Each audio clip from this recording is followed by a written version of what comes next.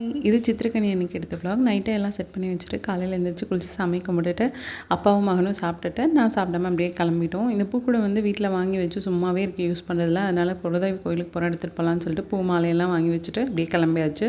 வீட்லேயே வந்துட்டு தேங்காய் பாலும் அதுக்கப்புறம் தக்காளி சாதமும் செஞ்சுருந்தேன். அவங்க சாப்பிட்டாங்க, நான் சாப்பிட்லேன்னு காரில் ட்ராவலில் சாப்பிட்டுட்டு அப்படியே கோயிலுக்கு ரீச் ஆயாச்சு. போனதும் வந்துட்டு ஃபஸ்ட்டு விநாயகரை கும்பிட்டு அதுக்கப்புறம் வந்து வாங்கிட்டு வந்த மாலையை வந்து கருப்பராயனுக்கு வந்து போட்டுட்டு அவரையும் கும்பிட்டுட்டு அப்படியே எங்கள் குலதெய்வத்தை சாமி கும்பிட்றதுக்கு உள்ளே கோயிலுக்குள்ளே போயாச்சு.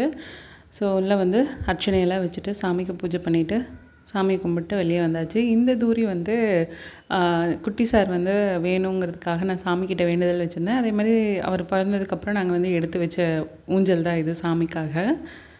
அதனால் வந்துட்டு நடக்கவே முடியல. அந்தளவுக்கு பயங்கர வெயில், கால் கீழே வைக்கவே முடியல. அப்படியே தீப்பத்தி இரும்பல அந்த மாதிரி இருந்தது. அப்படியே சீக்கிரம் சீக்கிரம் வந்துட்டு அங்கே இருக்கிற மற்ற சாமி எல்லாத்தையும் வந்து கும்பிட்டோம். இந்த பெருமாள் வந்து எங்கள் மாமனார் வந்துட்டு கோவிலில் எடுத்து வச்சது.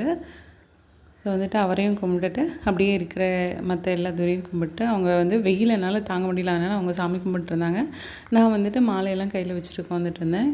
அதுக்கப்புறம் வந்துட்டு சுற்றி வந்துட்டு இந்த மணியும் கும்பிட்டோம். இந்த மணி கும்பிடும்போது பார்த்திங்கன்னா கையில் இருக்க காசு இல்லைனா வளையல் அந்த மாதிரி ஏதாவது ஒன்று வந்துட்டு இந்த அம்மன்கிட்ட நாங்கள் வச்சுட்டு வருவோம். ஃபைனலி வந்துட்டு சாமியெல்லாம் கும்பிட்டுட்டு கோவிலை சுற்றி பார்த்துட்டு அன்னதானம் சாப்பிட்டுட்டு இருக்கிற கடையெல்லாம் பார்த்துட்டு அப்படியே வந்துட்டு கிளம்பிட்டோம். கிளம்புற வழியில் பார்த்திங்கன்னா இன்னொரு கோவில் இருக்கும். எங்கள் கோவிலுக்கு போகிறதுக்கு முன்னாடி அங்கே போயிட்டு தான் இந்த கோயிலுக்கு வந்தோம். ஸோ இந்த கோயில் வந்துட்டு பார்த்திங்கன்னா எது டோர் அந்த மாதிரிலாம் இருக்குது, ஓப்பன் ஸ்பேஸில் தான் இருக்கும். எல்லாமே வந்துட்டு இந்த முனியப்பன் சாமி அந்த மாதிரி கான்செப்டில் தான் இருக்கும்.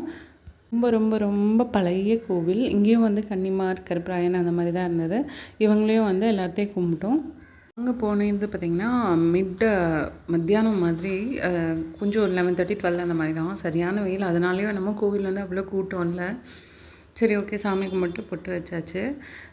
ஆக்சுவலாக பார்த்திங்கன்னா இருக்கிற மரத்தெல்லாம் வெட்டினனால இப்போலாம் வந்துட்டு சின்ன சின்ன நிழலில் கூட போகிற வழியிலலாம் பார்த்திங்கன்னா குழந்தைங்கள வச்சுட்டு பெரியவங்க அவங்கெல்லாம் வந்து நிற்கிறாங்க.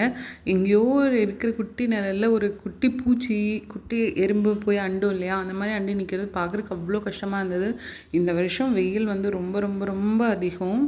சாமி கும்பிட்டு முடிச்சுட்டு வெயில் ரொம்ப தாங்கலை. அதனால் கரும்பு ஜூஸ் ஒன்று குடிச்சிட்டு டுட்டுக்கு வந்துட்டு இளநீ வாங்கியிருந்தோம். அவரும் அதை குடிச்சிட்டாரு. வெயில் எப்படி இருக்குது பார்த்தீங்கன்னா.